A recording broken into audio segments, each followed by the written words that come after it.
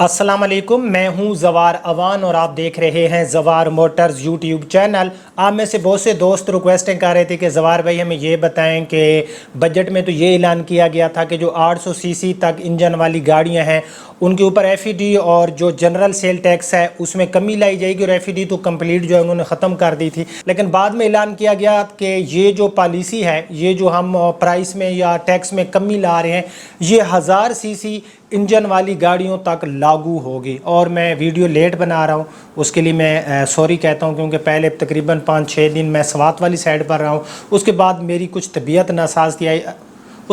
कुछ तबीयत जो है वो नासाज हो गई थी। आई थिंक आपको मेरी वॉइस से भी अंदाज़ा हो रहा होगा।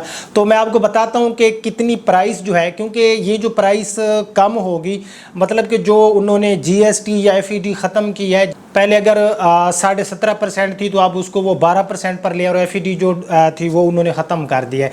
तो इसमें जो है सुजुकी की तमाम गाड़ियों के बारे में आपको बताता हूं। जो 1000 सीसी के इंजन वाली गाड़ियां हैं, किया पिकांटो हो गई, तो मैं उनकी डिटेल आपको बताता हूं कि ये जो प्राइस कम होगी तो अब आपको जो न्यू प्राइस है, मतलब कि न्यू प्राइस पे अब आपको ये गाड़ी कितने की मिलेगी। और याद रहे कि ये न्यू प्राइस जो है ये तकरीबन 1 जुलाई के बाद जो है लागू होगी। फ़िलहाल जो है वो आपको पुरानी एनवाइस पर गाड़ी मिलेगी। अगर आप लोग कोई गाड़ी जाकर किसी भी डीलरशिप से 1000 सीसी या उससे कम इंजन वाली आप लोग कोई भी गाड़ी लेते हो। सो मैं आप लोगों का टाइम वेस्ट नहीं करता और उन गाड़ियों की आपको डिटेल देता हूं जिनकी ऊपर गवर्नमेंट ने जो टैक्स है उसमें कमी लाई है और उनकी न्यू और पुरानी प्राइस आपको बताता हूं। सबसे पहले हम बात करेंगे सुजुकी आल्टो की। इसकी जो सेलिंग प्राइस थी ये आपको 11,98,000 की मिलती थी, सुजुकी आल्टो VX।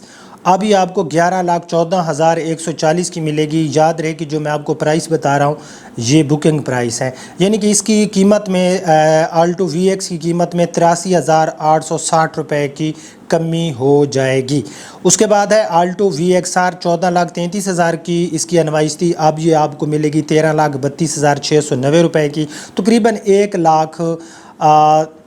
तकरीबन इस गाड़ी में 1 लाख रुपए जो कीमत है वो कम हो जाएगी। उसके बाद है आल्टो VXL जो AGS है, ये आपको 16,33,000 की मिलती थी, अब आपको 15,18,690 की मिलेगी। 1,14,310 रुपये इसकी प्राइस में कमी वाक़ई होगी। उसके बाद है सुजुकी वैगनार VXR, 16,40,000 की थी, अब आपको 15,25,000 की मिलेगी, तकरीबन 1,14,800 इस गाड़ी की कीमत में भी कमी लाई जाएगी।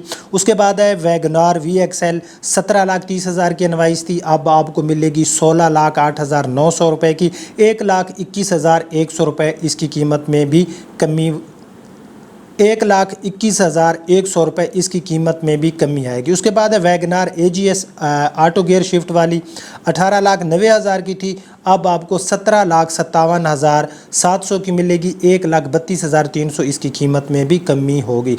उसके बाद बुलान की हम बात करें तो ये 11,34,000 का था, अब आपको 10,54,620 का मिलेगा, 79,380 इसकी कीमत में कमी होगी। बुलान कार्गो 10,75,000 का था, अब आपको 9,97,750 रुपये का मिलेगा, 75,000 तकरीबन इसकी कीमत में कमी हुई है।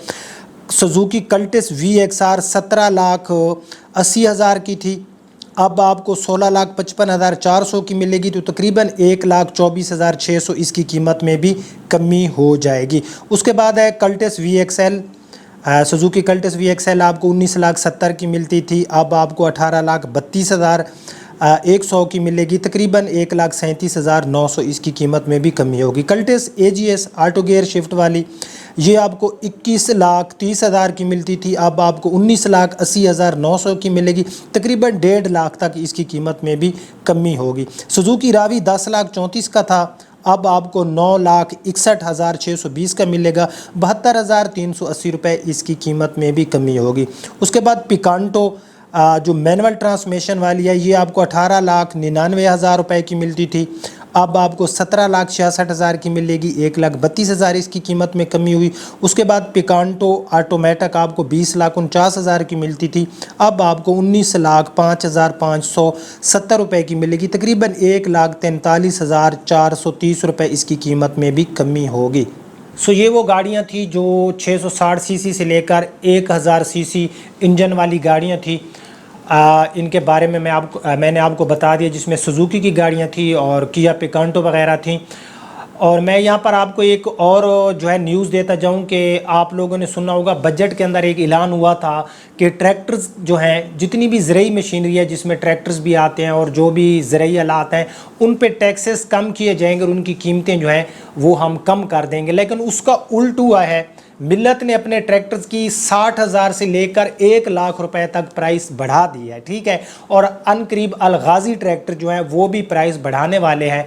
तो मैं दुआ करता हूं कि मेरा अंदाज़ा गलत हो और कार्स के साथ ऐसा ना हो, क्योंकि मुझे पहले ट्रैक्टर्स का जब इन्होंने कहा तो मैंने कहा था ये पहले भी ऐसा हुआ था कि उन्होंने जनरल सेल टैक्स ट्रैक्टर पर ख़त्म किया था और दूसरे दिन वो जनरल सेल टैक्स जो था, जो जीएसटी थी, उसका बेनिफिट किसान को मिलता, बजाय वो जीएसटी ख़त्म करने के ट्रैक्टर्स की जो कीमतें थी उनको बढ़ा दिया गया था।